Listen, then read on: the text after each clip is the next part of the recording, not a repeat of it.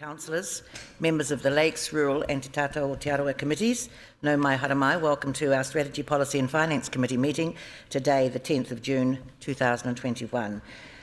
Don't forget, please, that our meeting is being live streamed, and so if you can, always pull your microphone into you so that those watching from afar can hear clearly what is being said. So to those who are watching online, welcome to our meeting this morning as well. We do have members of the public here. Tēnā koe, tēnā koutou. Welcome to you, and of course to our hard-working staff. Nice to see you all this morning as well.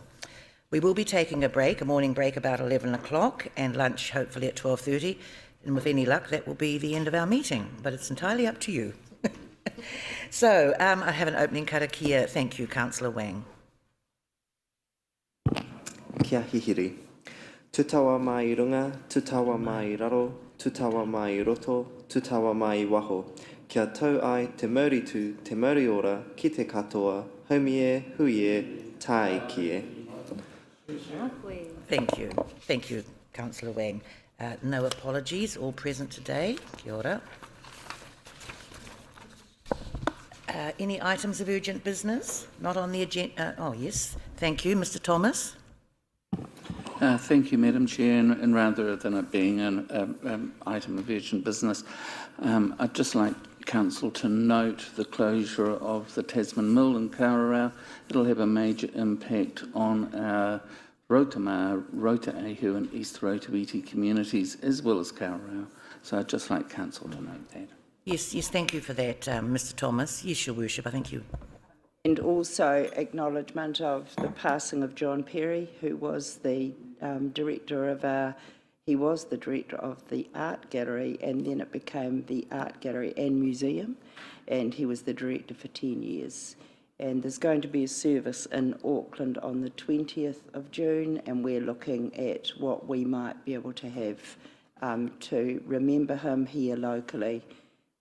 And we're working on that now, but if we could just acknowledge his contribution, which was hugely significant for purchasing works of Rotorua value that is held in the Energy Trust collection. So a lot of people very sad about his loss. Yes, thank you, Your Worship. Councillor Maxwell? Yeah, I do support that. I think that's wonderful, and I was going to raise this one if it's appropriate to also acknowledge a past councillor many years ago. I didn't know he had passed away, but Brian McGillivray. Yes. I think he did 12 years with us. He had the Mad Jeweller's shop in town. But he lived out of Rotorua in recent years, Tauranga, I think.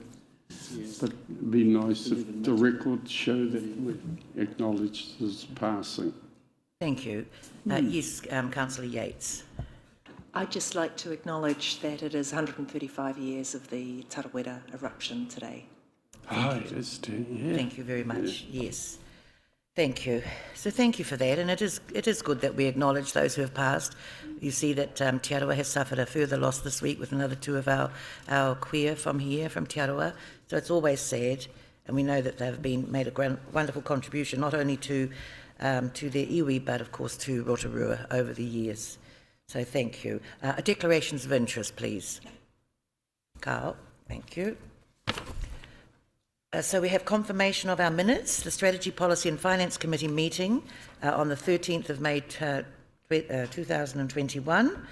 Are there any changes, amendments before I ask for a mover and a seconder? Carl, thank you. May I have a mover and a seconder, please?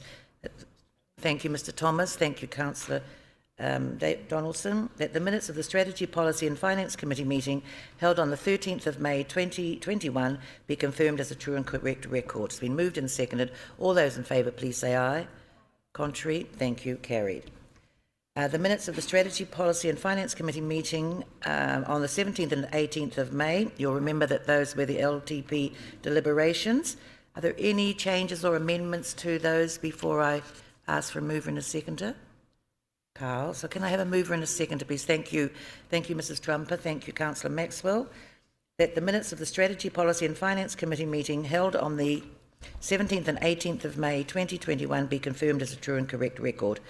All those in favour, please say aye. Contrary, thank you, carried.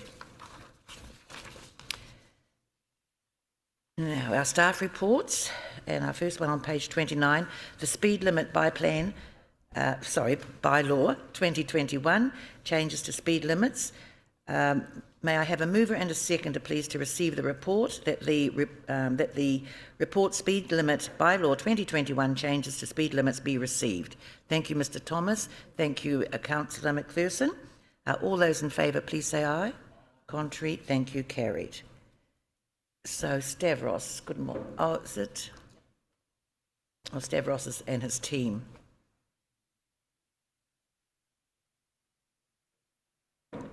Morena, good morning.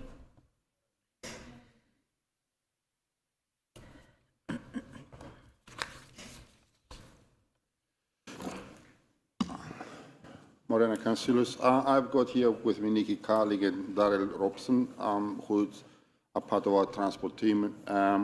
Very briefly, the report, I think, is self-explanatory. We have undertaken a range of speed limit reviews in existing roads.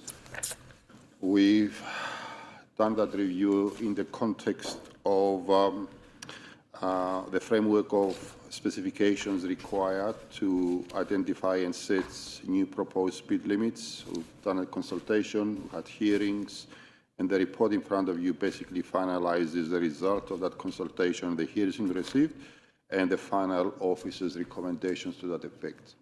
I'll leave it to you to ask any questions you may have.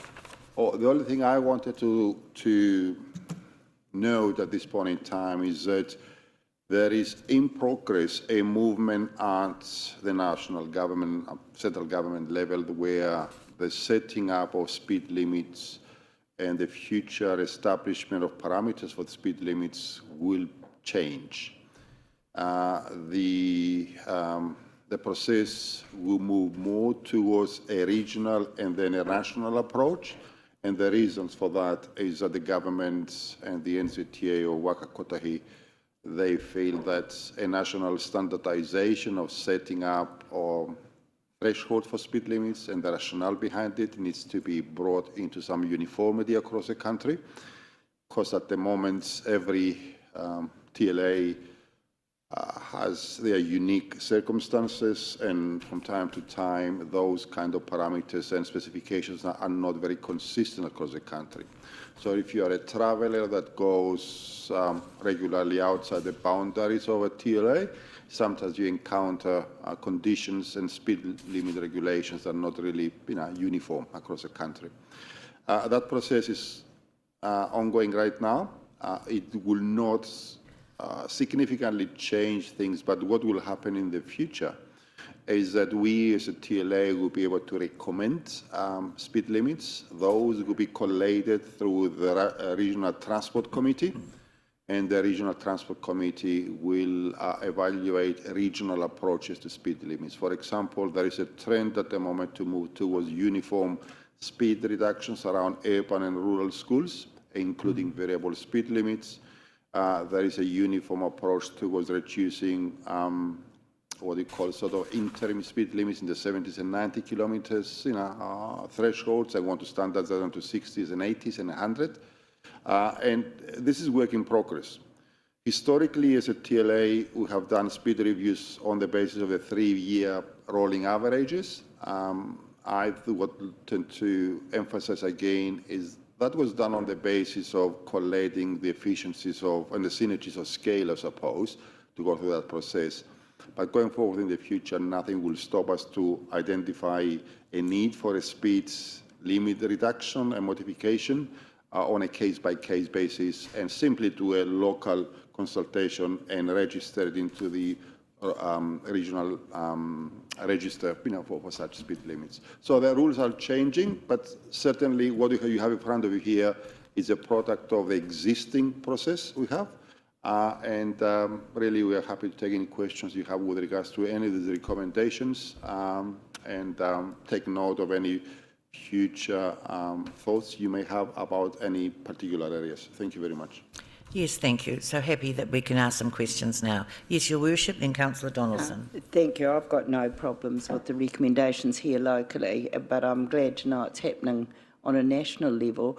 The discussion yesterday, Stavros, at the Regional Transport, where we were deliberating on the LTP, was are we just taking for granted that reducing the road speed has an impact on overall safety? Are we taking it for granted, or are we led by evidence? And that was quite a discussion yesterday. I think that in broad terms, a crash and resulting injuries and deaths have three main factors. You've got road condition, you've got speeds, and you've got driver inputs, and vehicle, obviously. Now, if you look at the statistics at the national level from last year, for example, over 300 deaths into the country, over 3/4 of that, 75% took place or occurred in areas where have been identified as operating excessive speed limits for the identified road condition. So, you can say statistics are statistics, but statistics, give you a broad direction that if you have a road with a high speed limit, the tendency is for people to, then the safe speed limits, are required from an engineering perspective. The tendency for the majority of people to drive at that speed limit or slightly above it. If you bring the speed limit, you bring the average speed limit, lower too, and therefore the probabilities of reducing crashes in that area are increasing. You still cannot eliminate the driver factor, you cannot eliminate the vehicle condition factor, but certainly at the regulatory level, it seems to be a correlation between the level of speeds established and the crashes. And again, statistically, when you look into the data, it will, contrary to popular belief, the majority of deaths occur not through young people. Young people only comprise about 10% of the deaths. The majority of people, close to 60-65% are what we call mature people, 25 plus. So gradually trying to address the speed limits and improve road conditions and obviously driver education, it seems to be a collective, a combined effect of gradually bringing the road toll down. Thank you. Councillor Donaldson. Thank you, Madam Chair. Through you, it's not really to do with speed limits, but it's to do with the naming of Long Mile Road. So as part of the forest redevelopment project, a process was undergone with Mana Whenua Iwi to look at names all around the forest, and Long Mile Road was agreed to be renamed Te Tokorangi Drive. And I'm not sure if we're, as the road controlling authority, are we the authority for that? Do we have to follow a process to officially, in official documents, have that name, the new name, now reflected? Because I think it's appropriate that we do reflect the new name. Deputy Mayor, I think I might stand to be corrected, but I think it's entirely as a TLA, naming rights for a road is our responsibility.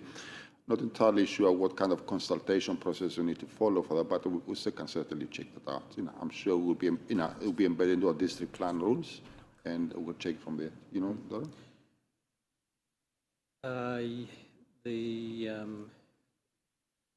It's a district plan or planning function normally for our local roads. Just can't quite hear you. Sorry. It's a planning function for naming of roads for our local roads. Long Mile Road there is not a local road though, so we've probably got more scope to change it. I can't see any reason why we wouldn't be able to. Thank you. Thank you. Mr. Thomas, then Councillor Kaifong.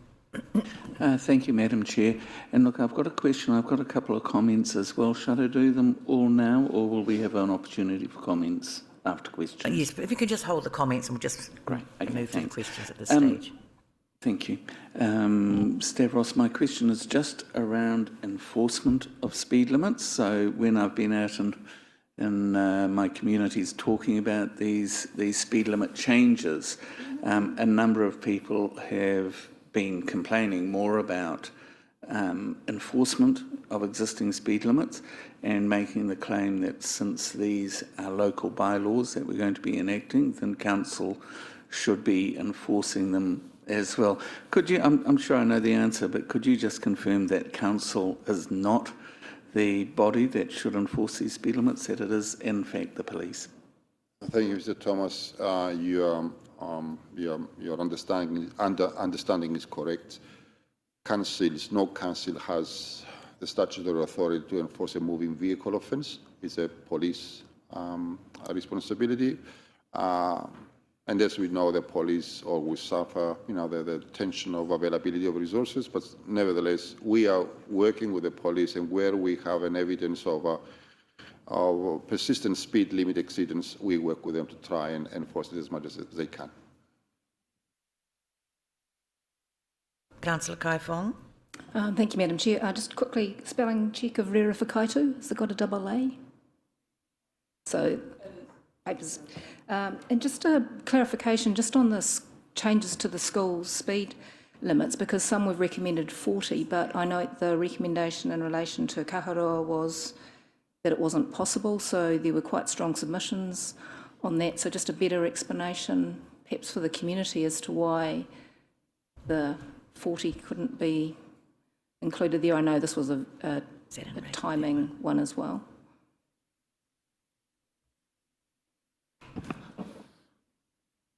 Thank you, Councillor Cavafong. Yes, this was primarily one of timing. The Kaharoa school area can be considered as part of our future speed limit review, which will be happening as part of the update of the setting of speed limits rule. That's going to be signed off by the end of this year. Okay, and thank you. Just one further question, Madam Chair. Just in relation to the Mountain Road and Pukehangi Road, I thought initially it was that the reduction in the speed in those two areas was because of the high number of residential houses, and 60 still appropriate if we're going to be having more houses along that Pukehangi subdivision and also sort of driving up Mountain Road? Thank you for the question. So Pukehangi Road, the change in proposed speed limit is from 70 to 60, so that's the existing 70k zone. And we're looking at we're reviewing all 70k zones, so it's only that section of Pukehangi Road.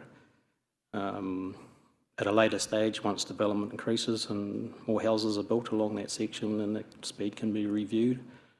In the case of Mountain Road, the section of Mountain Road that is under review is at the end of the residential area, which is 50k's. It's then an open speed limit, so the recommendation is to change that from an open speed limit of 100k's to 60k's beyond the houses. Thank you. Councillor Yates. Thank you, and through you, Madam Chair. This is fantastic. I especially applaud Awaho. Neat, all right, with the 40, ka pai tera. But I do have a question, having been away for the last 5 years, it feels like 5 years, 5 days, goodness gracious me, my first holiday in like ever.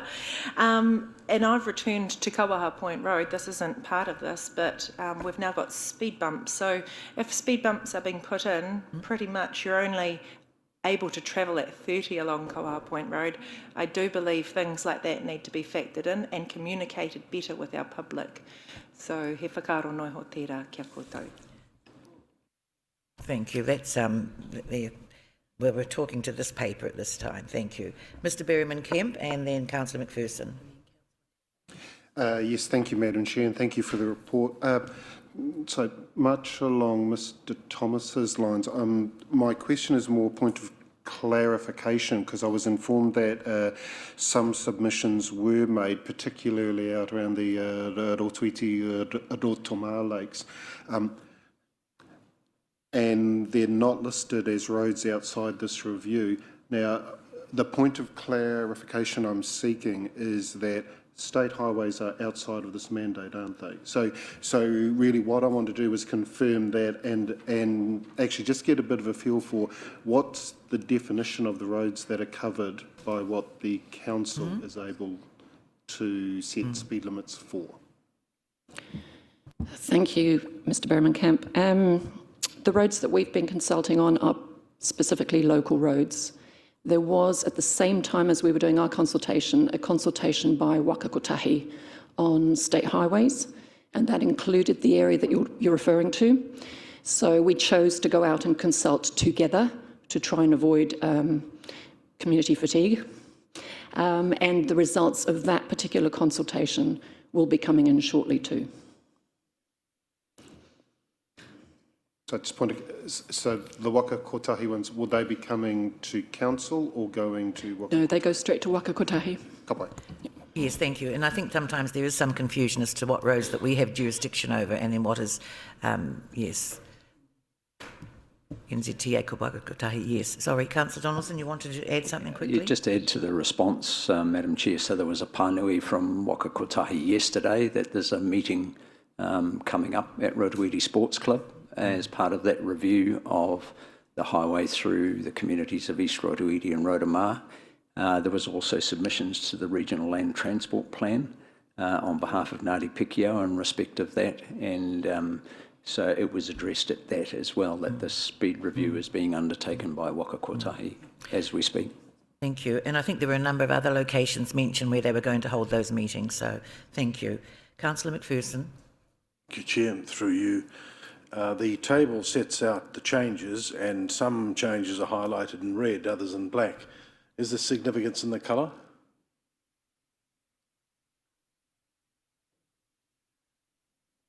Thank you, Councillor. Through the Chair. Yes, the red figures there are the changes that have been made as a result of considering all the feedback from the submissions. So just to elaborate on that, the rural roads out Rotorua have got quite a low operating speed environment, and NZTA's submission recommended a lower speed limit than the proposed 50-kilometre-hour speed limit that we engaged on. And so we've considered their feedback and agreed with the recommendation. So that's why some of those rural roads have been lowered to 40. Similarly, there's a national trend, I suppose, to lower the speed limits in recreational reserves. So the likes of Quito Park, Government Gardens, and out Holden's Bay, we consulted on 30, a proposed speed limit of 30. We're now, as a result of looking at that feedback from Waka Kotahi, we're recommending to lower those again to 20 kilometres an hour, and supported by the Open Spaces team on that as well. Thank you. Just a supplementary, I notice also, as others have picked up, that Mountain Road, Pukehangi Road, the changes there are of enormous interest locally, and I get a lot of visits from neighbours. We have a sport at the bottom of the Pukehangi Hill as it goes across the bridge, the Utahina stream. One of our sports is to stand outside and discuss whether or not the vehicles are going to make it over the bridge because they're going so fast. So attention to that would be helpful. But the other one's on communications. I too have had phone calls complaining about the Kotu speed bumps. Off topic, but it's contemporary. It's a contemporary concern. But thank you for your hard work. Much appreciated. Mrs. Trumper. Thank you, Madam Chair, through you. Thanks, guys. Great report. You know what I'm going to be talking about. In the report that was done by WSP back in 2019, Kaharoa and Ngākuru schools were identified as high risks. One was with buses doing U-turns, and the other one was because parents are parking across the road and the children are crossing the road. Now they're both high-risk areas, and I'm just asking why they weren't considered as a variable speed at the original consultation, as all the submitters have actually submitted for that, and the public, especially in Kaharoa, have come back in a positive light. They've actually addressed this by doing their own consultation, and a similar in the Ngākuru village, and I'm just wondering whether they could be addressed now rather than at the next review.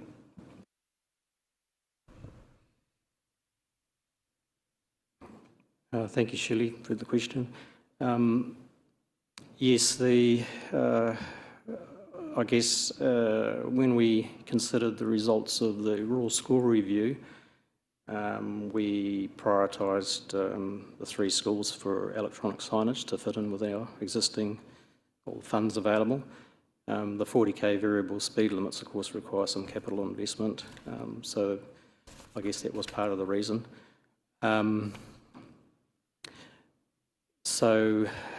mean, our recommendation is to bring Kaharoa School into the next review,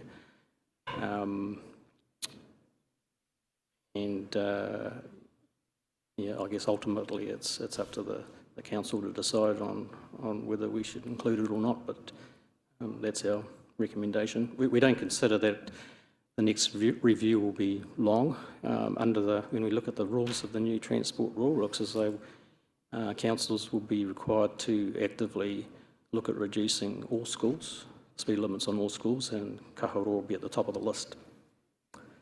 Thank you.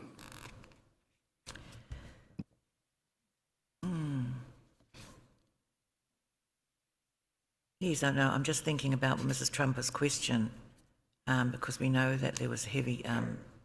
thank you. Councillor Maxwell. Oh, Tapsell. Sorry. Tapsell.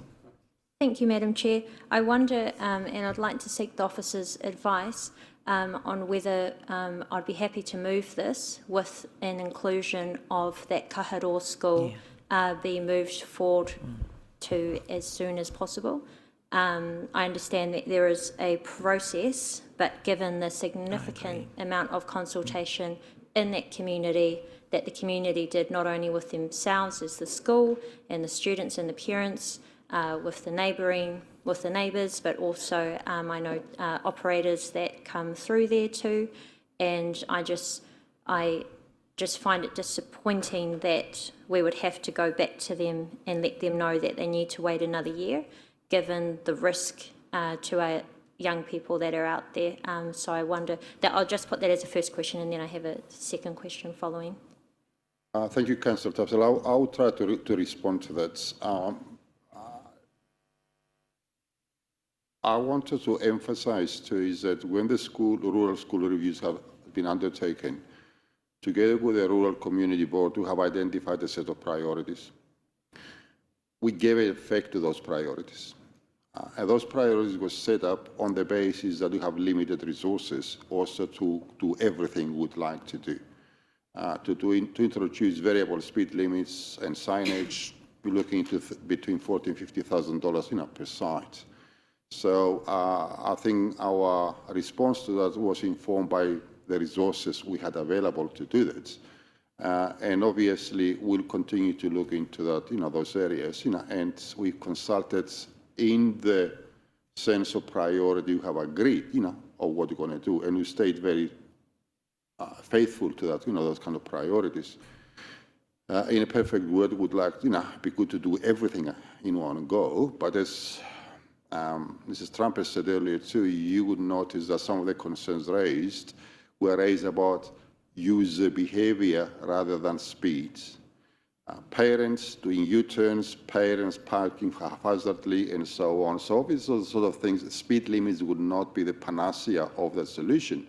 It's going to be a reconfiguration of parking space, marking, education programs, and so on.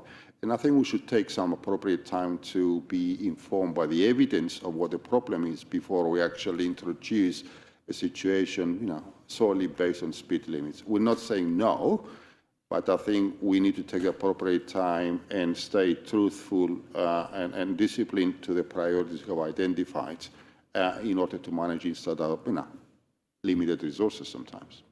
So we're not saying no, we're just a matter of following the limits of our resources.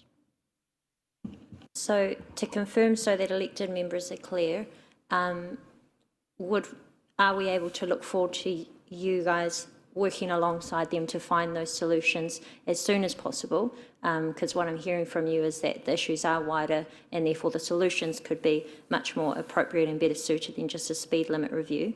And then in the year, the next speed limit review, which could be in about a year, as you're signalled, then we could change the speed limit. But for that community out there, so that they understand that council are finding a solution to the concerns that they've raised. That's correct, Councillor Tapsell. And I think when you say within a year, so as we start a new financial year now, we will be commencing that process now, and we'll be reporting back to you as soon as we are practically able to do so. Thank you very much. I'll just move to my second question, and it was just around the update that you gave prior. I'm a little concerned at the government's proposal to remove the ability to make local speed limit reviews from local council. So moving forward, how can the council and community expect to be able to provide a local voice into that? And I say that because every single time we do a speed limit review, we are reminded that the people who know our roads best are the ones that travel them every single day. So to lose a local voice and to have a one-size-fits-all system in setting of speed limits, I am quite concerned. So I know it's early days and there is a review process underway, but how can we assure that at that regional and national level, the local voice is still being heard?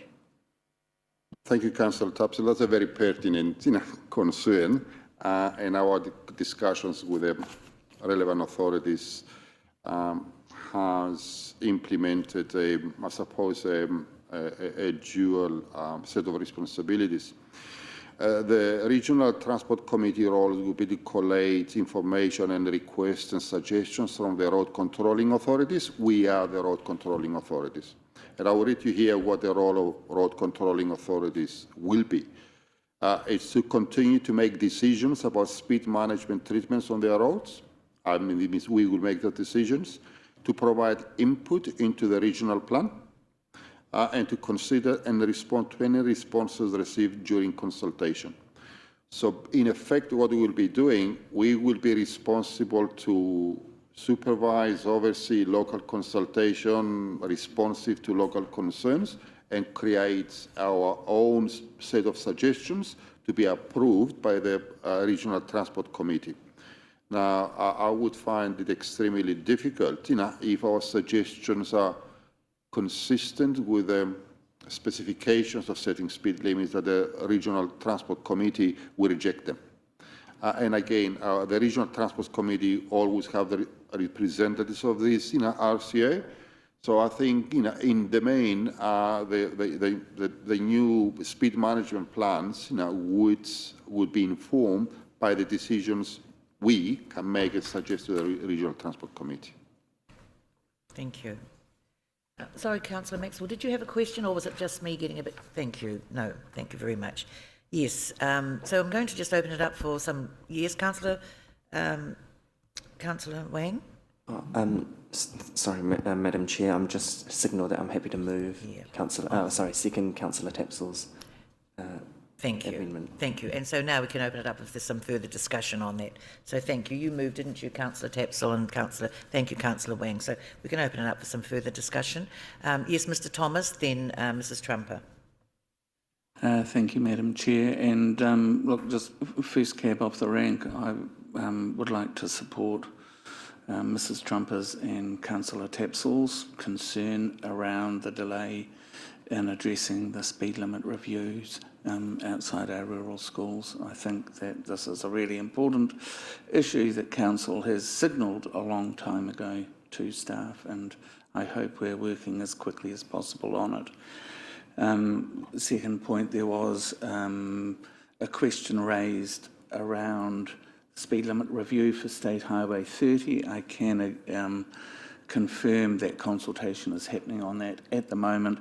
There is a meeting at Rotorua Sports Club on next Saturday, and there's also some consultation going on at least one of the local marae out there it's important to note that that meeting at the sports club at Rotoiti is the only opportunity for Rotomā, Rotoiti and Rotoahu residents to comment on the speed review, so other than marae meetings. Look, and I'm really supportive of most of these changes here, and I would like just to note that the reduced speed limits after consultation around Rotoiti, I'm very happy with those. I would like to just point out that most of these roads are very short, and this is an arbitrary speed limit. There's no way you could really get up to those speeds on those roads. Some of them are 100 metres long with right-angled corner in the middle of them. So I'm very happy with those. The only one I'm concerned about and would have liked to have seen a lower speed limit is Lower Trout Pool Road. When we have tourists back, this is an incredibly busy road with a lot of foot traffic on it. There are some of the rafting companies down there, and you have people walking up and down what is basically a 1.5 lane road. It also has a lot of blind rises and corners in it, and I think 60 is way too high for it, and it would be much more appropriate to have a 40km/h speed limit on that road. My final comment, and it just goes back to the question that the Mayor raised around whether speed limits are the only factor in that we can look at, and it was really interesting to me in the stakeholder meeting we had on the speed review for State Highway 30, we had a police officer present. He has been policing State Highway 30 from Whakatane through to Rotoiti for the last 20 years, and he is a senior crash investigator. And his comment about that road that has a lot of fatalities on it was that the accidents aren't caused by excess speed in general, they are caused by road engineering.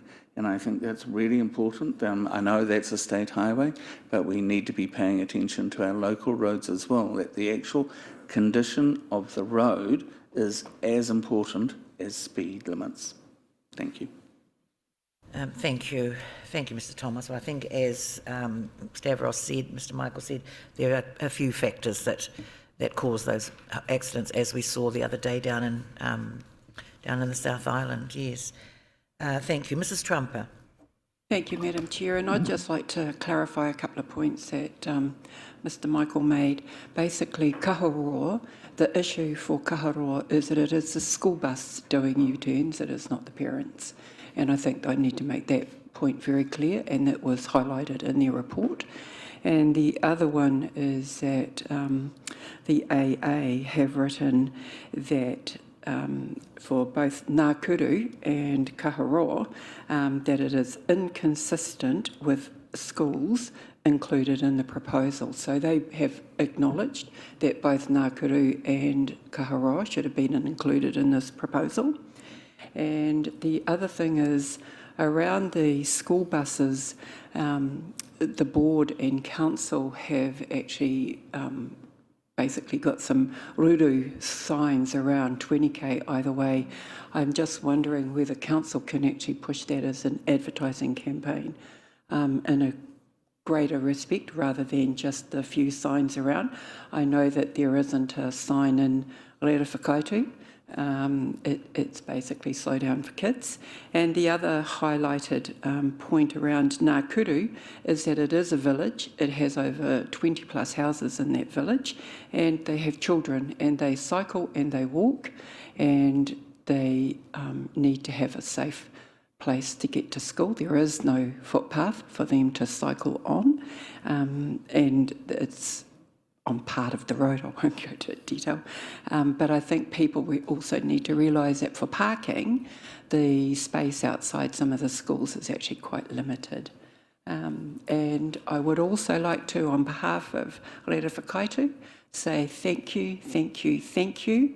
They are just absolutely buzzing, waiting for council to approve of the speed review, and there will be celebration in Remission if it goes through tonight.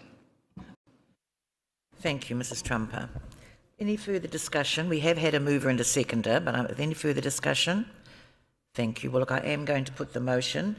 It's been moved by Councillor Tapsell, seconded by Councillor Wang, that the committee recommends to Council that the changes to speed limits on the roads identified in Section 5, Table 1, are made in accordance with the requirements of the Rule Setting of Speed Limits 2017. All those in favour, please say aye. Contrary? Thank you. Carried. Thank you. The rates remissions for significant natural areas. Could I have a mover in a second? Oh, sorry. Yes. Oh, thank you, Oh, thank you, Your Worship. Thank you. I've got a mover, and thank you, Councillor Yates. That the report rates remission for significant natural areas be received. We've had a mover and a seconder. All those in favour, please say aye. Contrary? Thank you. Carried. Morena Korua.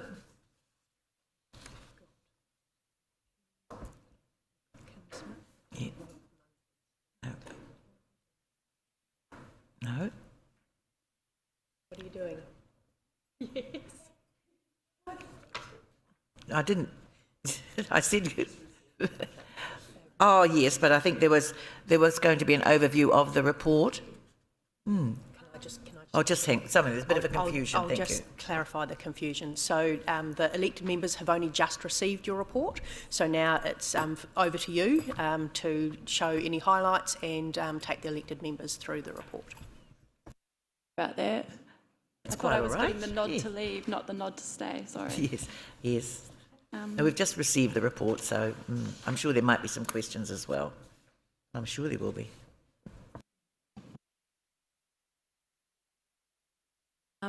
I can give a very brief introduction if that would help. So the report proposes a new rates remission policy for properties with significant natural areas. Excuse me, can you please pull, it must be me, but yes, thank you. So significant natural areas are areas that are identified in the district plan, and they have significant indigenous vegetation or habitat. And the remission is intended to provide some recognition of the contribution that private property makes to the protection of biodiversity for the benefit of the wider community. The remission proposal is that Council adopt the policy which is attached to this report, and it's set out in attachment 2, and it is to provide a remission of $5 per hectare for rateable land that is identified as an SNA in the district plan, where the area of land on the property is a minimum of 20 hectares. So we're talking about a smallish area here, aren't we? Relatively small, yes. 20 hectares. So that's the proposal as the minimum amount. Yes. Thank you. Questions, please? Yes, Mr. Berriman Kemp. Yes, thank you, Madam Chair, and thank you for your report. Look, I have two questions which I wanted to go through. Number one, in terms of the, from reading the report, the impression that I get is the reason for the 20 hectare cut-off is more from an administrative burden type perspective. But I guess I'm interested, has an assessment been made on the impact of multiple Māori-owned land within that less than 20 hectare setting? Because I think one of the things potentially that it could be, I have limited understanding of SNAs, but I do know some of them can be reserves and some of them can be quite small. So my question is whether or not an assessment has been made as to who is most likely to be impacted by that less than 20 hectare setting. The second question, shall we do that, and I'll ask the second question after that. Thank you. Are you able to answer the first question? Thank you, Councillor. Basically, the assessment was made not just on the administrative basis, but the aim was to find something, a medium between a meaningful remission, because there are a lot of very small parcels that we didn't consider it relevant to give a remission of $5 or $10 that which a lot of them fell into that category. So simply because, we're trying to do something that has some relevance, and make it meaningful. So we didn't consider that a remission of $5 or $10 or $15, where a lot of them fell into, would be meaningful and perhaps even be well received by the ratepayer. We have not done an assessment to look at the ownership of those smaller parcels, as you suggested, to see whether there were any particular groups or iwi or, as you say, of Maori land affected by that decision. We've looked at that on an overall basis, looking at each rating unit that fell within that criteria. Yes, it's a remissions policy we're looking at today. That's what we're looking at. Yes. Thank you. Was there a further question? Thank you. Yes, there was. Thank you, and thank you for that answer. My second question, and I'm struggling to think where I get my reference point from, but I seem to remember an assessment has been made that over 80% of New Zealand's biodiversity is either on dockland or multiple Māori-owned land, and I'm aware of the RMA reforms that are going through right now. What would the impact of this policy be should there be new SNAs brought into place?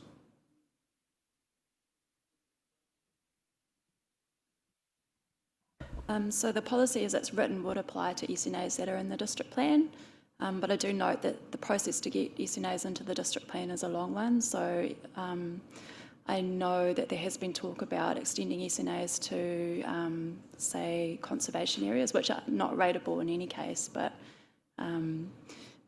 yeah, so, but if there was more SNAs, although we already have had a very comprehensive process to identify them here, it would be subject to that, but there are many years probably before such a thing would occur, and there would be plenty of time to look at whether the remission policy is still appropriate. Thank you. Mr. Councillor Bentley? Thank you, Madam Chair, but I've decided that my question is off subject. Councillor McPherson? Thank you. I trust mine is on target, on topic. I noticed, thank you, through you, thank you very much for your report. I appreciated the fact that you've weighed up 4 options and given us the pros and cons, and you've given a recommendation. Much appreciated. And I'm interested in how you actually arrived at 20 hectares as the cut-off point. You're trying to find a balance, it seems to me, between administrative convenience and efficiency and those sorts of things, and providing compensation for the loss of potentially productive land that's owned by farmers. And I wondered how you came at that 20 hectares as the cut-off point.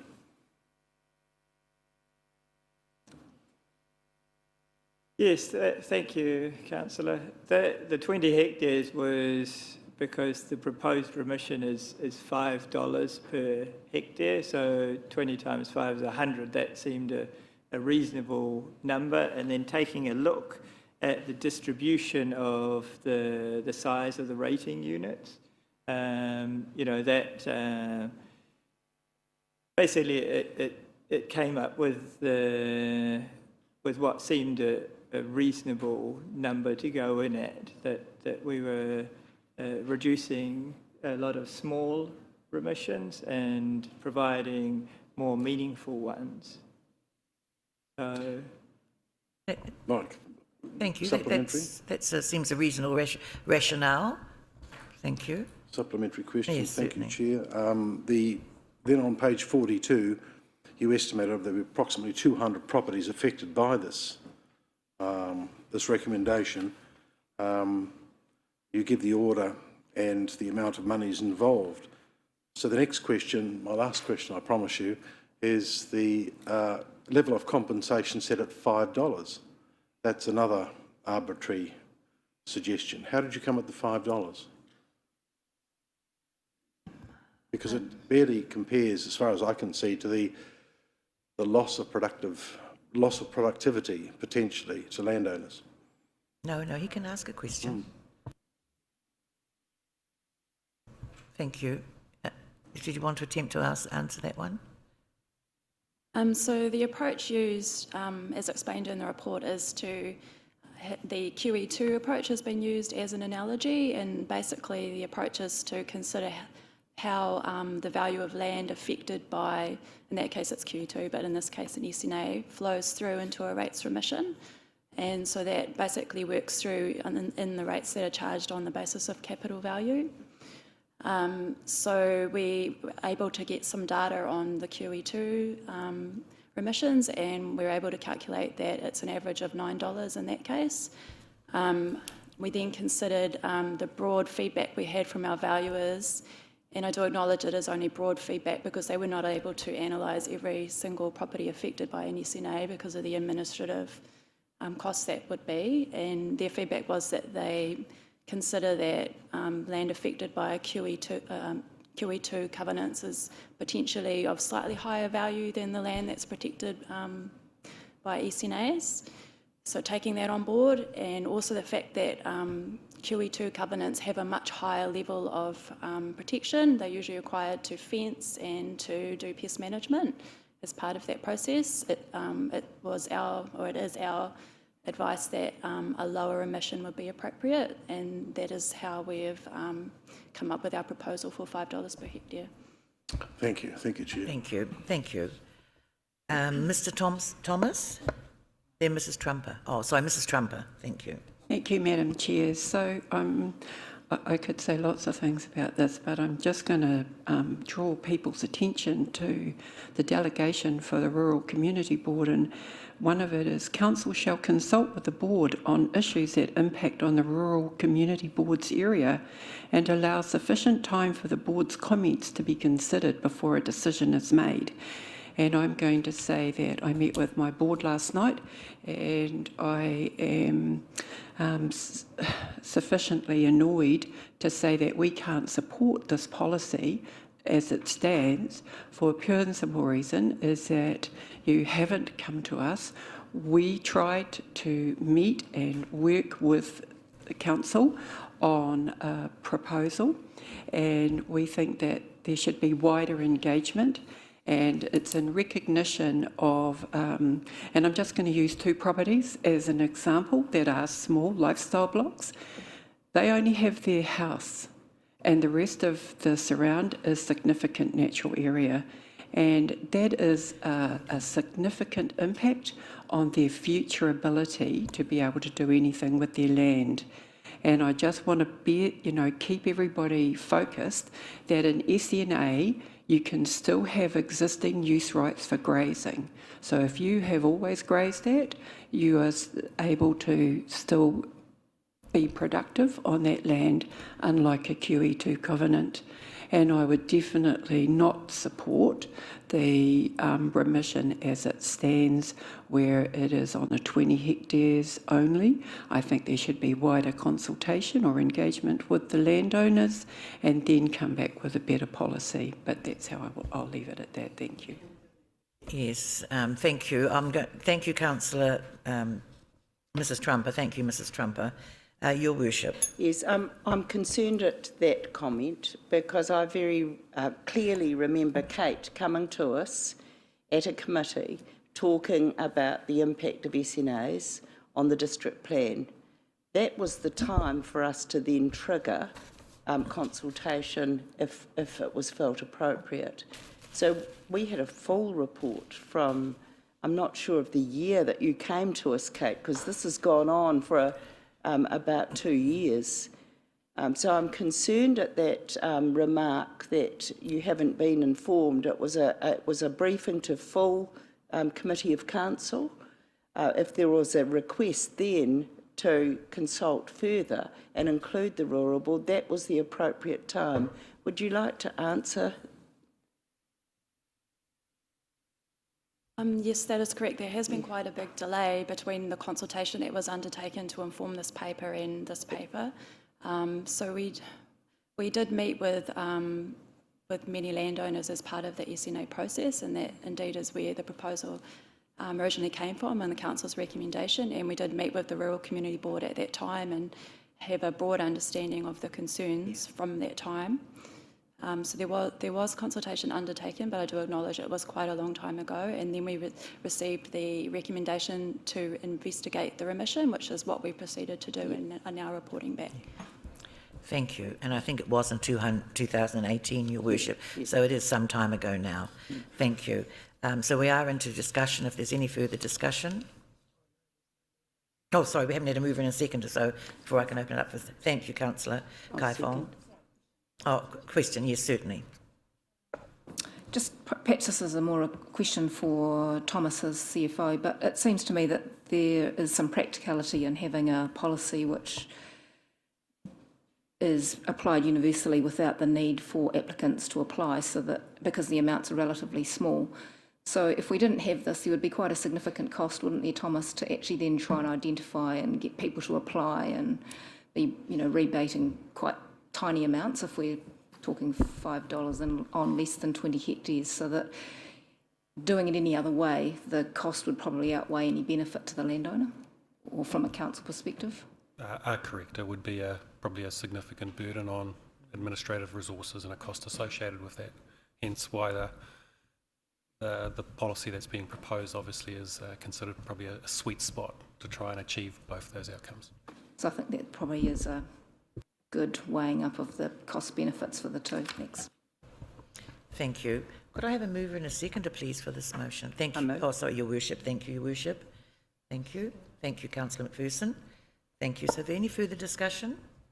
Thank you. Well, it's been moved and seconded that the committee recommends to Council to amend the rates remission policy as set out in attachment 2 of this report to provide for a remission of $5 per hectare for rateable land that is identified as an SNA in the Rotorua District Plan, where the area of rateable land that is identified as an SNA is a minimum of 20 hectares. Or put that motion. All those in favour, please say aye. Aye. Aye. Contrary? Thank you. Oh, 2, is that? No, that's 2, thank you. Oh, 3, beg your pardon. Thank you. So it is carried, but there were 3, thank you. We'll have those. Yes, and they'll be recorded. All 3? Yes, could you please raise your hand so that I can record them? Thank you very much. Thank you for that, but that is carried. Thank you. Thank you for presenting. The long-term plan 2021 to 2031. Could I please have a mover and a seconder that the report long-term plan 2021 to 31 be approved to approve the community performance measures be received? Thank you, Mr. Thomas. Thank you, Councillor Donaldson. I'll put that motion. All those in favour, please say aye. Contrary? Thank you. Carried. So I think, Una, you were going to speak briefly to this. Thank you very much. I'll just give a moment for a quick presentation just to be brought up on the screen. Thank you. So just before we start with the performance management framework, I just want to say that the audit for the final long-term plan has commenced. So the auditors were on site as of Tuesday, and they plan to undertake what they call as their field work for the remainder of this week and, all going well, part of next week. So far they have signalled that they are well on track and have no real issues. So really what they're finding are basically just some issues with maybe how we've described something. So they're actually sort of more into an editing phase of our long-term plan document now, which is a really positive sign for us. In terms of, I guess, one of the last components of putting a long-term plan together, it's around looking at how are you going to measure the progress of your LTP against the things that you have set out to achieve during those 10 years, and in particular the first 3 years. So a performance management framework is created. And I just want to stress that in Mahi, the consultation document, and how you have worked through the development of your long-term plan, this long-term plan is underpinned by your key strategy areas, and those are listed up there. So this slide is nothing new to anybody around this table. So when we have a look at the goal for a performance management framework, we've set out to align the framework with Council's key strategies and to show a commitment to fronting the challenges identified in the long-term plan. This is a bit of a significant change, I suppose, in terms of previous performance management frameworks, where the performance management framework has tended to drop down to real transactional type measures. And where we're trying to go with this framework going forward is more of an outcomes-based framework. So we're in a bit of a transitional phase with where we're wanting to head, and this is the start of that transition. So the performance management framework is setting out to look at setting a levels of service with the community and what they can expect from us, and that directly talks to those key strategies that are underpinning the LTP. In order to measure the progress, we look at setting targets that can be achieved. And during the time of monitoring and reporting back on those, we're using the results to inform the community of success, but we're also using those results to inform us of the impediments to success and then to work on intervention plans when required. So, in terms of how we then describe all of Council's activities to the community, we have grouped all of the activities into 8 groups of activities, and those are listed up there above for you.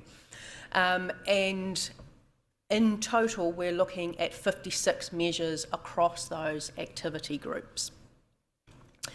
You have had in your packs the full set of the performance measures, and I'm not going to go through them one by one, but what I am going to do is just point out some of the exceptions from the 2018 framework to what we have now. So in terms of mandatory measures, so these are the ones that are prescribed to us and we must report on these, even down to the actual language used in the level of service is set to us by DIA. For us, that means that our roads and footpaths, sewerage and sewage, stormwater and land drainage and water supplies have a set of measures that are consistent and the same with every other council. So if you were to pick up another council's LTP, they would have exactly the same measures there. So no change to those mandatory measures going forward into the 2021. Waste management, so the exceptions here is that this time round there's been the addition of 2 new measures. The first one around reducing the percentage of contaminants in the curbside recycling, and this is to reflect outcomes within the waste minimisation plan. And the second one is related to the waste minimisation plan also, and will look at if this council adopts going forward a curbside FOGO collection, so remember that's those options around organic collection. This measure would kick in year 3 to measure that if that proposal is adopted. From the community leadership perspective, the exceptions to 2018 there are around more of an emphasis on honing in on the opportunities for community and individuals to participate. So we're still looking at emphasis on the quality, reliability and value of our Let's Talk engagement platform, but also looking to how we can measure the increase in reach. So that's around how are we building awareness and sharing our information, and through all of the channels that we've got, are we reaching more people? Are more people understanding and have information available to them about what Council is up to and why Council are undertaking the projects and programs that they are? And lastly, in the community leadership space, it's around measuring the trust and confidence in the overall decision-making processes. From the group of activities called Community Wellbeing, so this is a new activity, and this is the coming together of a couple of activities, namely the arts and culture activity and the sports, recreation and environment, bringing those together along with some of the other smaller activities into emphasising and focusing in on community wellbeing, which has been, again, your major thread within your LTP. So exceptions there to 2018 is that this group of activity now includes measures around community safety and related to ideas and outcomes within that community safety plan, which were around the creation of safe public spaces and places and the look at those expansion to the CCTV network, and the undertaking of crime prevention through environmental design assessments. We've included water safety in community safety there, and this talks, I suppose, directly to some of those comments that were coming back in the public engagement, that safety wasn't just about the CBD, it was actually about children getting to school. It was about children being able to learn to swim in a district where we're surrounded by many lakes. So we've seen the connection there of water safety to the overall concept of community safety. Also, there's been the inclusion of community-led initiatives and community capacity building. So honing in on looking at the neighbourhood matching fund, community plans being supported, and participation in community programs for skills development. Again, talking to those things that were coming through in the engagement, talking to those key strategies, your community safety plan and the Homes and Thriving Communities framework that have been adopted by Council. And lastly, in this space, looking at the Sustainable Open Spaces Network, and the measures there are that connection to the recently adopted policy around setting of levels of service for open spaces. Then we move on to district development. So the exceptions there are being that the framework is now seeing a doubling down on unlocking land for development to meet the housing constraints. Throughout the journey of the LTP development, and if you reflect back to that one pager where we had some transformational targets, that's what these are now referring to. So it's about having the capacity, the land capacity to open up and bring sections to the market. It's about actually seeing houses being built on those sections. There's also a commercial element there, and you'll see that in the cumulative gross floor area for buildings for business use. District development also reflects on the ability of businesses to be able to grow job creation opportunities, and there we've been looking at the number of recipients on the job seeker or gaining the job seeker support, and of the number of CBD retail and office spaces not being tenanted. And lastly, of course, it's around that timeliness, so looking at the processing time for consent. So that's the building, land use and subdivision. And I just want to point out there with that one, you will have noticed that the target has increased to 20 working days. That is actually the legislative requirement. What we've had previous had been a stretch target, and so the team want to be able to commit to and show the ability to work towards that legislative time frame, and to be able to put improvement plans in place to meet that.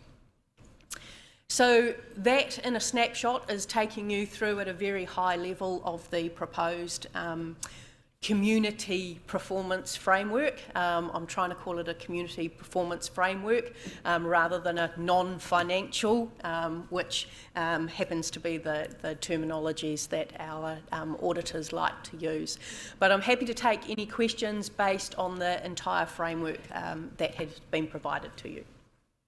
Thank you, Una. And I note that there's been the move to be more outcomes focused in this one here. So, but obviously the activities that you've put up there, they certainly are around the delivery of service and the activities that go into supporting that. Thank you for that. Councillor Donaldson, open for questions. Thank you. Thank you, Madam Chair, and I concur with your comment about the document being outcomes focused. So my question, Una, I'm not sure if it's covered elsewhere in the LTP, but in the framework of measures, the word sustainable is used in relation to transport and in terms of waste reduction or waste disposal. But I'd just like to see a more stronger statement around addressing climate change and carbon emissions reduction, if possible, in the for example, when we look at the one on waste management, to provide for the collection, reduction, reuse, recycling and disposal of waste in a sustainable manner. If we could just add that contributes towards carbon reduction emissions or supports, I guess, climate change adaptation or mitigation. I think if we can include that in the language, it would give a stronger commitment, I think, on the part of Council in the overall long-term plan. That's my only comment, and I welcome your thoughts on that. Thank you. I haven't got a comment or an answer to that one at the moment. We'll take that under consideration and see how we can ensure that emphasis is there. Thank you. Mr. Berryman-Kemp. Yes, thank you, Madam Chair. Look, thank you for the report and for the framework. And first of all, certainly I support the alignment of the performance management program to actually the strategic intent and the strategic plan and the outcomes focus. I have three relatively specific questions, if I may. The first one on page 1 of the outcomes in the document that we have in Stella. Point 2 is actually create a sense of trust and confidence within our community around council decision making. The measure is no decision is overturned by judicial review. That's a pretty high benchmark. Yes. So I was wondering whether or not consideration had been given to incorporating that question into a community survey, because to trigger a judicial review, you'd have to be pretty high up in terms of a lack of trust and confidence. So just questioning that. That's number 1 of 3 questions, please. That is not outcome. Yeah, I take that on board. What we're aiming to do here is to actually, the benefit in this will actually be seen through the narrative coming back in terms of how we monitor and report on this. So, and a way of measuring this is, if we take, for example, the Strategy, Policy and Finance Committee, there are a minimum of 10 committees a year, and each committee to get to this point here requires a considerable amount of work to bring papers through to you to make a decision. When you then multiply that by the other committees that we have and the decision-making processes that are done, and then looking at how decisions are reported, that in itself is a story and a narrative to show within the community how the decisions that you are making are based on really good information that is made readily available for you to make decisions. So that's where we were coming from that one.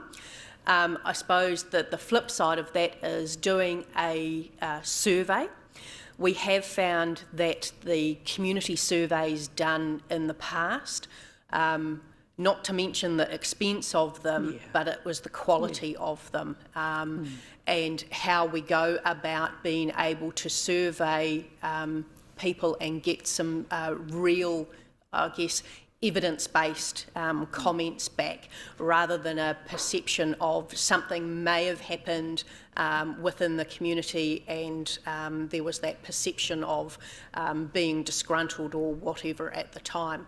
And when we've asked people about their perceptions around council, it's really hard to get people to comment on making decisions versus the, no, I want to moan about my pothole or the light out, which is actually a request for service.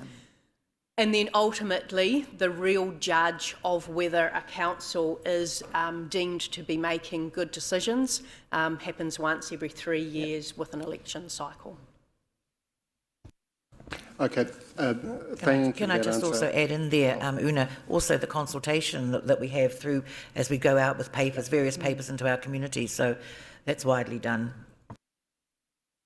Okay, thank you. So just so that I can clarify, the level of service is actually to provide to our community a sense of trust and confidence about the robustness of the council's decision-making process, not that the community has a sense of trust and confidence about the decisions that are made. So, okay, get that. That's fine. My second question is actually directly below. Demonstrate principles of partnership and working in shared outcomes. The measures the proportion of Māori groups who consider council to be a good partner. My question is, whose definition of good?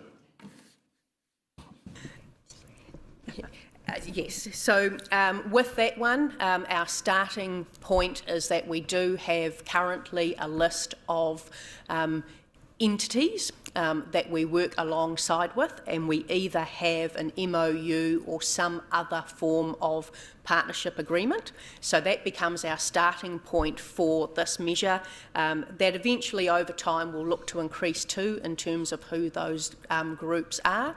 And then that one is directly surveying or those groups as to their perception of council being a good partner. Thank you for that. My last question is just on page 5. Roads and pathways under safety. The question is the current performance 2019-2020, 4 fewer fatalities, and I assume that's a typo, 12 more serious injury crashes during the financial year. But what's the current performance? Can you provide me some context as to where that's at? Because I think we would all agree 4 fewer fatalities is a good thing, and I assume that's 12 less serious crashes within the time frame, but I don't know the size of the issue now.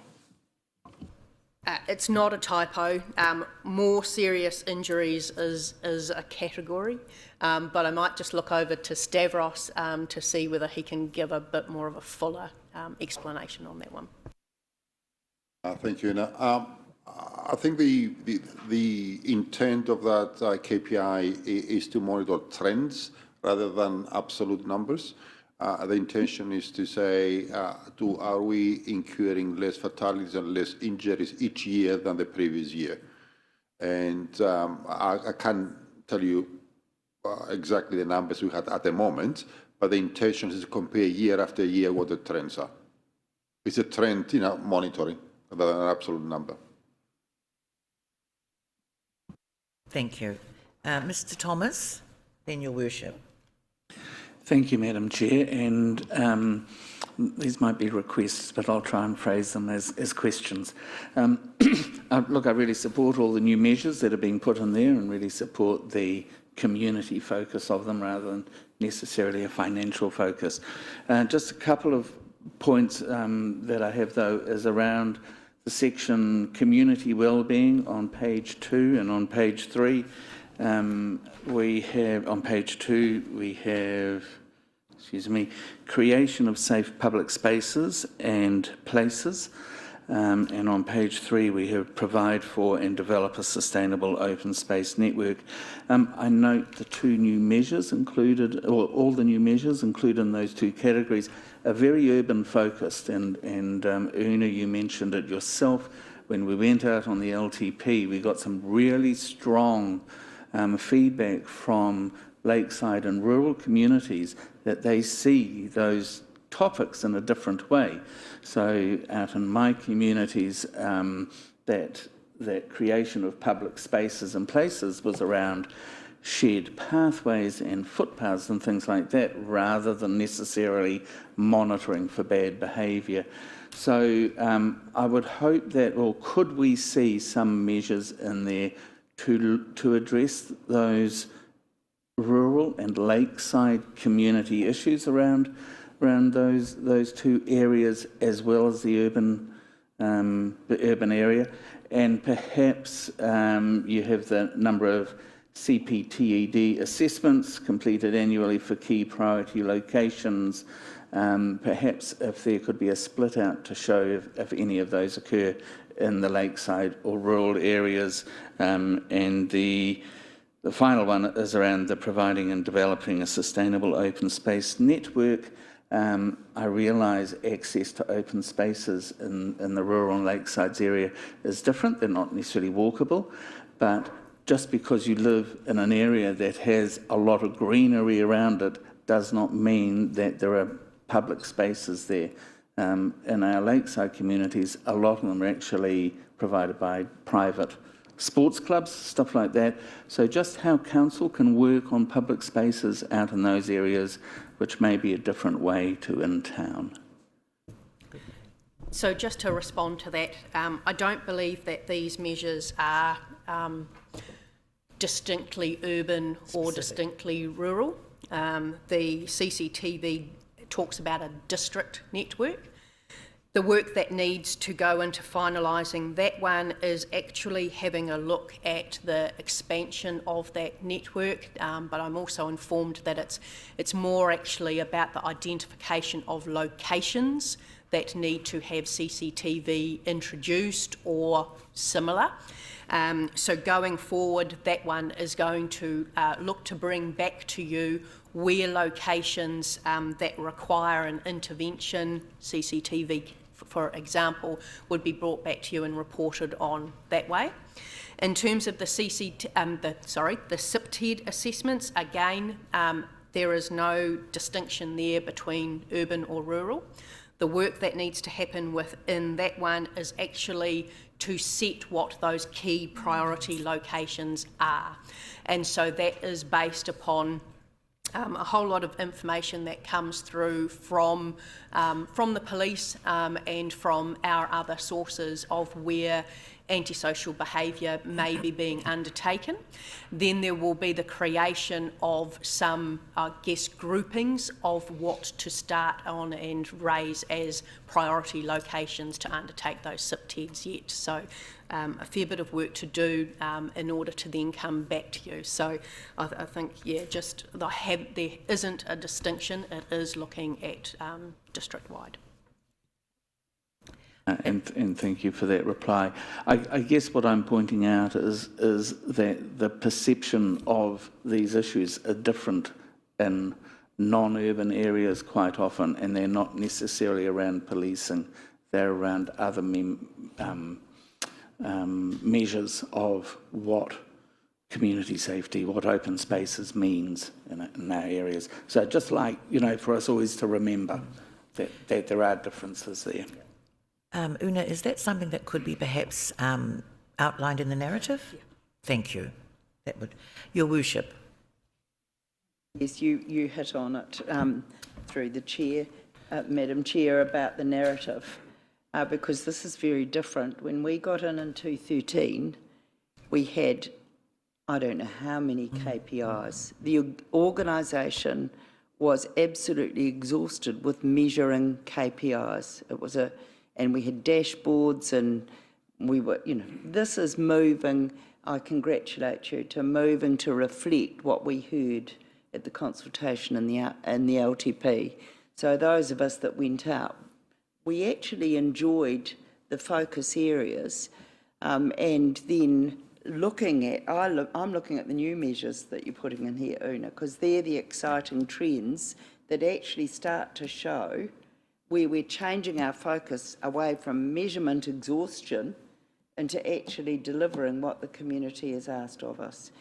So there's some great new measurements in here, and I think they do reflect both the rural and the lakeside community, because there's issues in here about number of community plans supported. We don't state that they're all in town, but it's that we're starting to work with the community to develop community plans. My question, and I think it's bold, and I don't think it skirts around it, but Mr. Berriman-Camp measured about surveys. I'd absolutely avoid surveys because it's about landline versus this versus actual participation. And we had very variable participation in the workshops, and many of us went to many of them. But they came because they had an issue, or they had something in their community that really mattered to them that they wanted to see reflected here, and they were quite varied. My question is, I think you're really brave about the judicial review. No decision is overturned by judicial review, because really the perception of how we work as in a leadership space is how we keep developing our community to deliver these outcomes, not a bucket of KPIs, and that is a measurement every 3 years. I'm just aware here about the amount of time spent by council staff responding to complaints, responding to our own behaviour as elected members, and I think this is a bold measure in here. It means we'll stand up for external scrutiny, whether it's through the Ombudsman or judicial review, we'll stand up to it, and our processes will have to be evident. So I like that in there. I think it beats, hands down, every other way of trying to measure the number of customer complaints replied in 1 working day or 3 working days. That's the old paradigm. While that's important as well, and you've got it in here about customer service, I think it's how we are responding as elected members in an open and transparent way that is subject to scrutiny if it's required by external questioning of our processes. So bold measure, I like it. Yeah, it'll stand the test of time, Una, but I don't know if you have more to say on that, but this is good stuff. Yes, just wanted to add a few things to that there. I think it is important to realise that these aren't the only measures that council measures themselves against. These are the measures that have a community focus to show progress against the LTP deliverables. Many of our businesses within our organisation then have their own measures in order to ensure that their business area can then contribute towards these measures here. So it has that flow on and stack up. And also just want to note and clarify that yes, these are non-financial, but there are also the financial measures of the LTP itself, and a number of prudence benchmarks which look after and measure to make sure that the organisation and council is being financially prudent. Thank you, Una. You just said something very important, that all business units should ensure that their work contributes in some way, shape or form to all, one, some or all of these up there. So, and I know that they are doing that at present as well. Councillor Maxwell, did you have a question? Thank you. Thank you, Madam Chair. Thank you, Una, bringing a fresh approach to the way we do our LTP now, and I support most of the measures that are there in the LTP mahi. My question is following on around that community leadership. I've got 2 questions, thank you. This one is around community leadership, trust and confidence, and what I'm asking is, you say is it that we have to wait till the results rather than try and work on things beforehand and nip things in the bud before it snowballs a bit and councillors get hammered. We get hammered. And one example is like Springfield Golf. We're getting hammered beforehand. And yet, are we going to wait and wait and wait for the results and then go back? And then we're all invited to a hui up at the golf club, 700 people turn up. We can't say anything. Relevance, please. Relevance. I thought it is. Not really. Well, that's a I'm distinct saying issue. why can't we, what I'm trying to ask, is there a better way of handling it than having to wait till results come so that we can do things better? That's all that part. The other question is, when will it be appropriate? Look, I like the arrangement. I turned up to as many of the workshops as possible, and also the hui's out at the that we went around, and I thought they were well organised and well handled.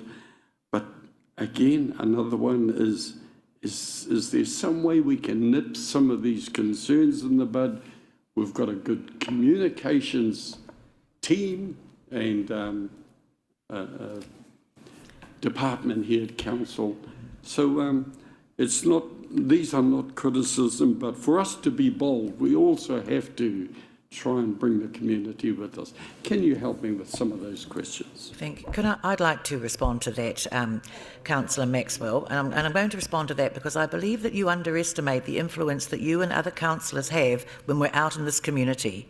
All the time, and I know there are many of you that go to far more things than I do now, and you're out there, you're hearing constantly from people some of their concerns, but more often what they like about what we're doing. And so that's what we're doing every day. We have an opportunity to make a difference, to convey what we're doing, and so we can reassure our citizens, and if they do have issues, then we can often direct them to where they need to go. So I think that we all can step up in this area of getting in early, trying to arrest any false information that might be out there. That's part of our job, and I know in particular that you do it well. And the reason I know that because everybody tells me, oh, they've managed to get hold of Trevor. So, I'm just saying that, yes, we do have a process that we go through internally here, but we also can contribute that. We are ambassadors for our city too, in terms of getting out information early and using our positions if there is any unease or concern out there. So thank you for that, and I think that's the sufficient answer to your question. Thank you. Councillor Kumar.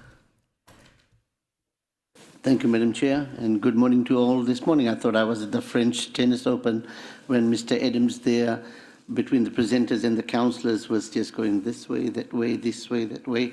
So I thought I was at Roland Garros. That was on a lighter side. That's just me facing Mr. Adams, so that's why I could see him, and he was very much interested. And on a lighter side, to what we have about all these measures, I'm just wondering, this week we've seen the nurses go on strike, and then we've also, because they wanted their voices to be heard, then we've seen, when we talk about performance measures, when there's a climate action plan, the kids, they come up.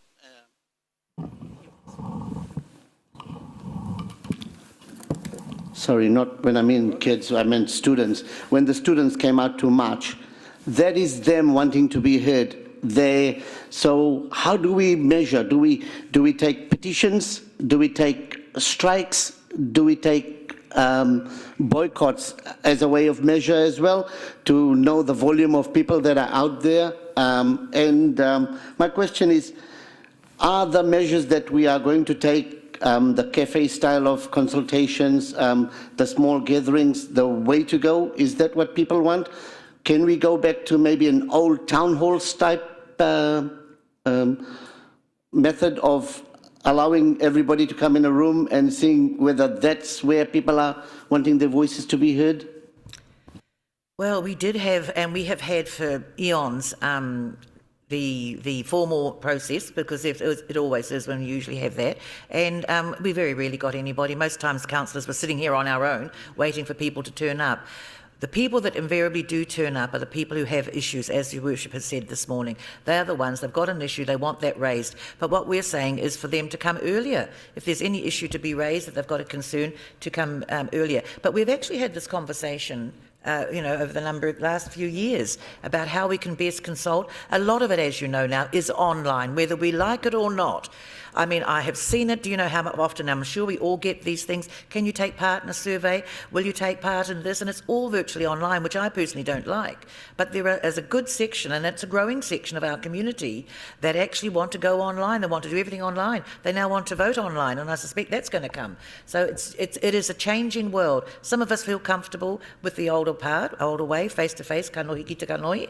Others, it's that. But you might want to add to that. But we're trying always to see where we can land in the middle, where everybody feels that they can have their say. Thank you, Madam Chair. Yes, I think you've covered off everything there. I think really we have launched into a conversation now about engagement as opposed to performance measures. But just want to say, in terms of engagement, this organisation and the teams involved spend a considerable amount of time working up what engagement looks like and how to go out and do that prior to any piece of engagement that needs to be undertaken. And we don't take that lightly. And I think just emphasising the fact that, yes, many people would rather engage with council in a digital platform these days.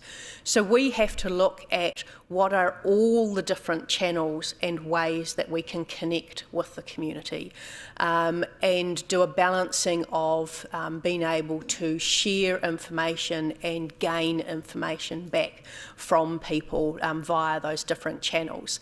There isn't any one way that is particularly better, and I think it also depends on the type of conversation at the particular time on the particular day.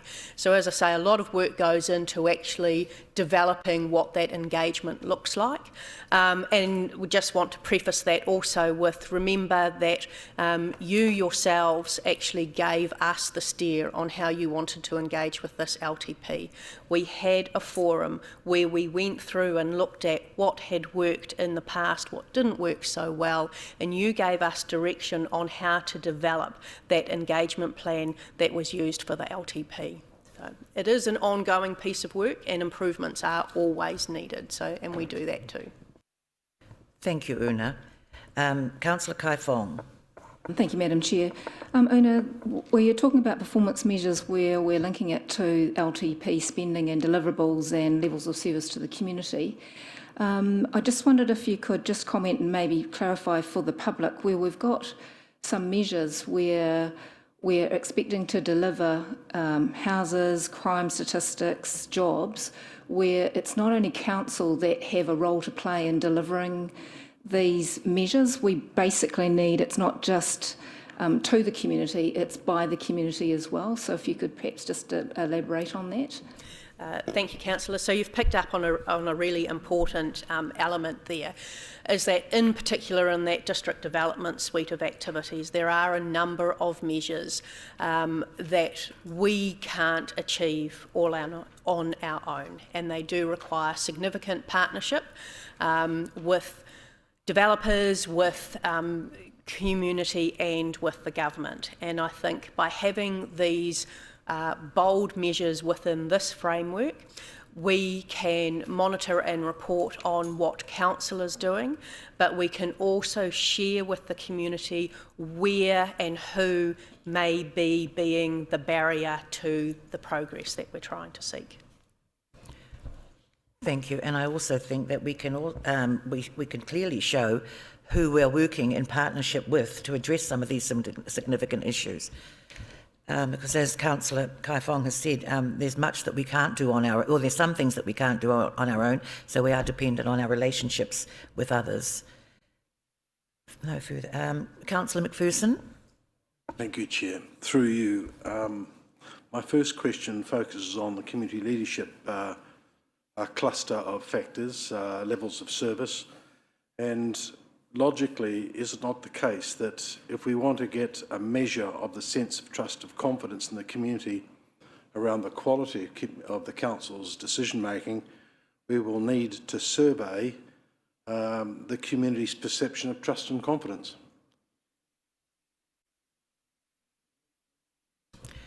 Thank you. Yes, that's usually every 3 years. People have confidence in you. So the response, the answer is, we just wait for the election. I just think I take up a point made by others that simply setting a benchmark of whether or not it endures judicial reviews is not that effective as a way of learning, because organisations need to be reflective on their own performance and gather data on their own performance so that they can have, through these measuring processes, this constant formative evaluation, methods of learning as an organisation. And this is, I guess this is my second question. At the moment we have a framework, an evaluation framework, which is confined to just the LTP priorities and their achievement. There is a broader, as elected members, I think we've got a responsibility to question the performance of the council itself. For example, it's required in the Act to provide both democratic and effective decision-making. And so measuring the trust and measuring the confidence in a community about our decision-making, in particular its democratic and its effectiveness, would be surely appropriate criteria for this evaluation framework. Is the response to that, or will the question remain unanswered? Oh, just one response I have. I mean, personally, I think the Mayor has already addressed most of that, but I think within that there was a bit of confusion between measuring the organisation and measuring council, and I believe I answered that before when I just said that the business areas have many measures themselves which contribute to this framework. And in terms of improving on that, we are looking at, through that operations and monitoring report, how can we be providing better information through to you about the progress that those business teams are undertaking. My second question through you, Chair, is if there is no attention to be paid to the quality of the democratic decision-making, then we need to turn to the next level of service. Madam Chair. Yes. Point of order, Madam. The decisions made here are democratic, so yes. Yes, they are democratic. Every decision made is democratic. That's correct. We vote. And every decision that we lead in terms of what went into the LTP that we took out to the community was made as a result of us working together with Te Tata o Te Arawa about what were the issues we're going to take out to our community. That was a collective decision, we all agreed, and that is our accountability for what goes out to our community, and we're considering now how we measure against that. That's right, that's correct. So there'll be another question, thank you. Yes, well, that's a very interesting interpretation on my first question, but never mind, we'll move on to the second. That is the principles of partnership. Could I suggest that when we come to measure that we'd want to get a measure of the extent to which stakeholders consider council to be a good partner? Thank you. Yes, thank you. That can be taken into consideration. I'm just going to leave it, right. The third question I've got concerns the scope, or the balance, if you like, of these evaluation criteria. We are obliged under fairly recent legislation to attend to 4 dimensions of well-being. Are you satisfied that we've got the balance right with regard to social, cultural, economic and environmental criteria?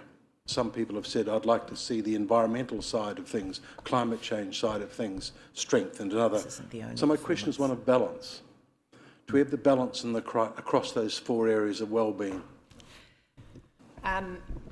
in reply to that, yes, I believe we do have.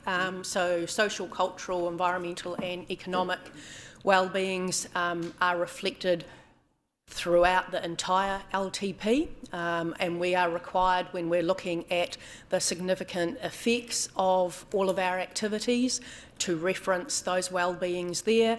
And I think it's inherent really in everything this council has done, and it's been mentioned many times around this table, that this council never stopped reflecting on and recognising and valuing the four well-beings. So you will see within the document, when that comes to you, you will see direct correlation of significant impacts to the social, cultural, environmental and economic well-beings, and I think also within the framework here itself, I think there is a good balance. Could I ask for a supplementary through you, Chair? Thank you. Thank you. The answers that I've been given are very interesting because, from my perspective as an organisational scientist, 40-odd years of research, I'm finding that the perceptions that have been gathered are limited to perceptions of outcomes, and that's the framework that's being used here. Could it be also useful for us to systematically identify the criteria that directly address the performance of the council's internal corporate services as well? Thank you. Thank you. I'm not going to take any comment or question on that. And as to your 40 years of experience or research in this area, perhaps that is the problem. Perhaps that is the problem. So learning's a problem. Things have absolutely moved on. I mean, I'm in Wellington often enough and sit around the table, as indeed I know there are some other people here, and we're constantly grappling with new ways of ensuring that cumulatively the activities and everything that we do lifts the living standards of our communities or the organisations that we're representing. So I'm very happy with what we've had presented today, and I am going to open it up to any further discussions. And I'm going to then call for a mover. Oh, sorry, I do have to call for a mover and a seconder before I have. Thank you, Councillor. Thank you, Councillor Donaldson, and thank you, Mrs. Trumper. So I'm going to open it up now. For Councillor Berryman-Kemp, you had a question, or was it discussion? A bit of both, is it? Thank you. Yes, thank you, Madam Chair. Look, I'm just mindful. One of the themes that we've been discussing is right now, how can the community voice be included in, and we have a range of mechanisms. And just one of the things that my question was going to be whether or not on the Let's Talk platform there's an opportunity to put a two-way conversation set up there, because if I look at the Let's Talk platform, it's the council actually saying, let's talk about these specific things we want to engage about. And so whilst it enables a two-way dialogue, it's a two-way dialogue on topics of engagement or consultation determined by the council.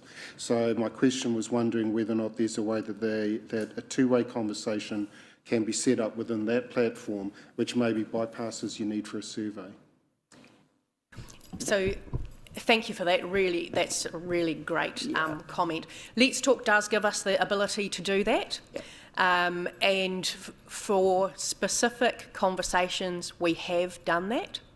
To be effective, it requires to have an instant response, because, of course, everybody wants everything here and now. So the challenge is, how do we resource that? So I guess as Let's Talk matures as a platform that we can use, we can look to increase and develop those opportunities of being able to utilise the elements or the tools within that Let's Talk framework to increase that kind of interaction with our community. So it can be done, and it's part of our improvement plan with Let's Talk. Thank you. Mrs. Trumper, so we're opening it up for discussion now. Thank you, Mrs. Trumper. Thank you. I just wanted to say thanks, Una. It's captured everything that I heard at all of the LTP workshops, and I, for one, absolutely enjoy the open table where we can actually be focused as opposed to the hall-style meetings where the louder voices or the more dominant voices are heard. And I think that our round-the-table discussions have really been captured in this. So just want to say congratulations to you and your team. Thank you, Mrs. Trumper. Your Worship. I too wanted to say thank you, though this is not the council decision, final decision on the LTP, but this is about a very important component of our LTP, and it's a very changed and innovative approach.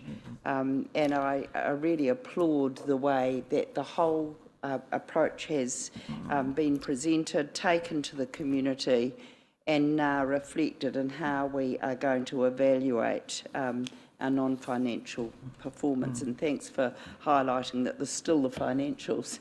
And there's always the iterative process of what comes through our committee meetings where we get reports on an ongoing basis that we can always query as councillors, where are we at with this.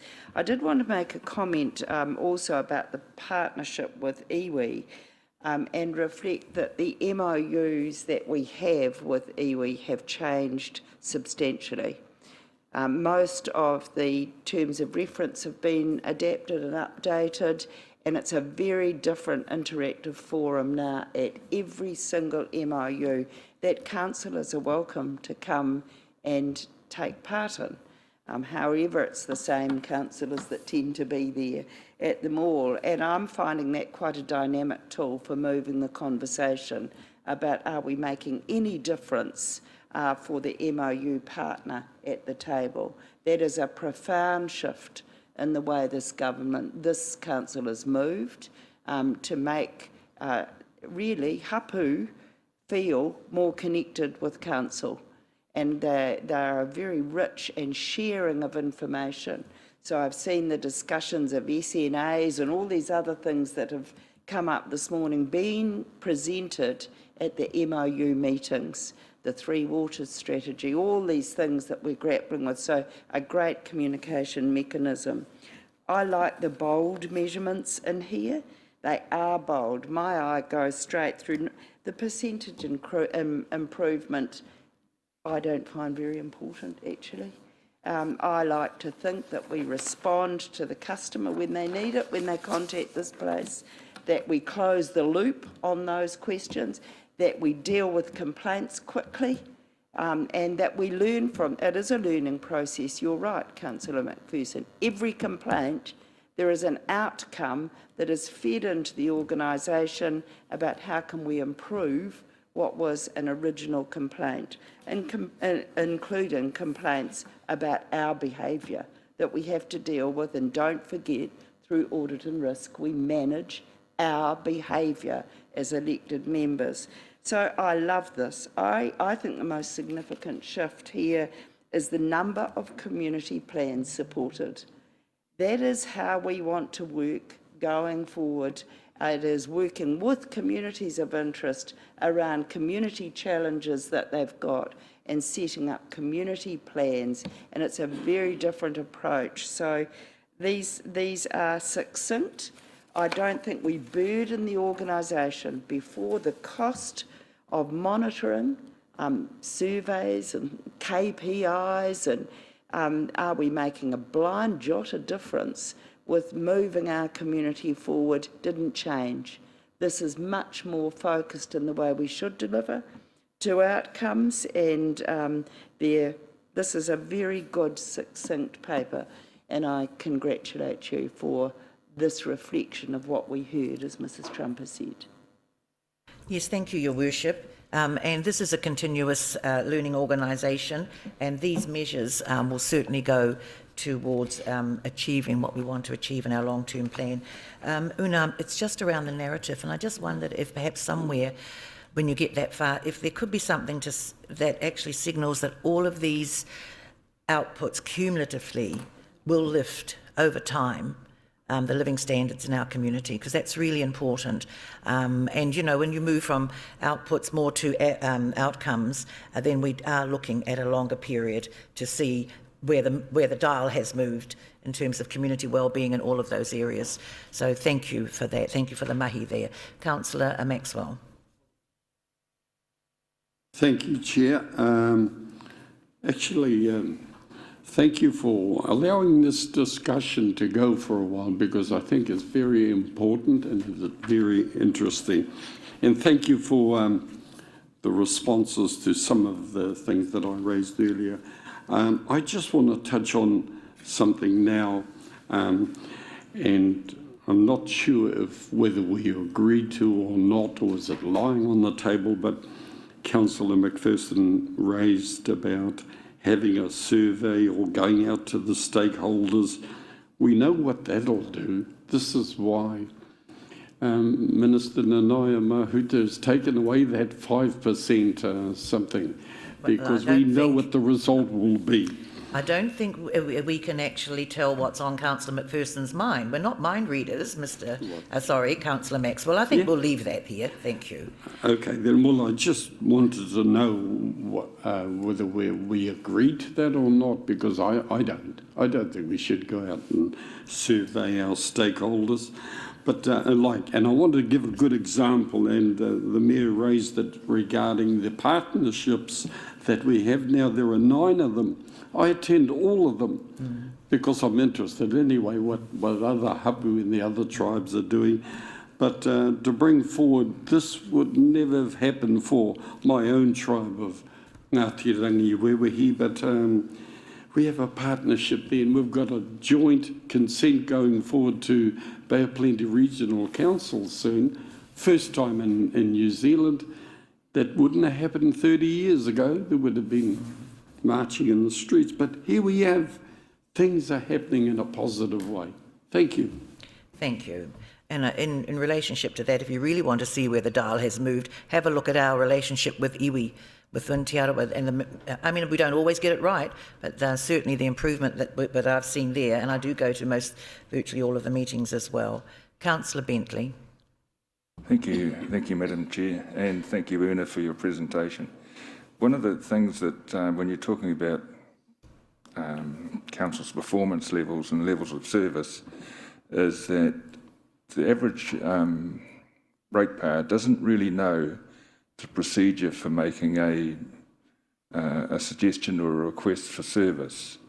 And I don't know if council can market itself a little bit better in that sense, in that often you have people that are saying that water meter's been leaking for 3 or 4 weeks and nobody's doing anything about it. They don't know that to do something about it, you ring up council, request a service and get a works order number so that you can follow it up time and time again. So perhaps we can actually get out there and tell people about it. That's a good suggestion, thank you. Well, we have had a mover and a seconder, and I am going to close off the discussion now. So thank you, councillors, for the discussion on that.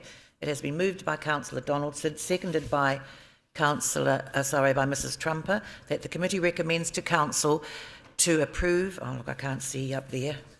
I'm sorry. I'll go back to here. That the committee recommends to council to approve the suite of community performance measures and include them in the final long-term plan 2021 to 2031. Has been moved and seconded. I'll put that motion. All those in favour, please say aye. Aye. Contrary? Thank you.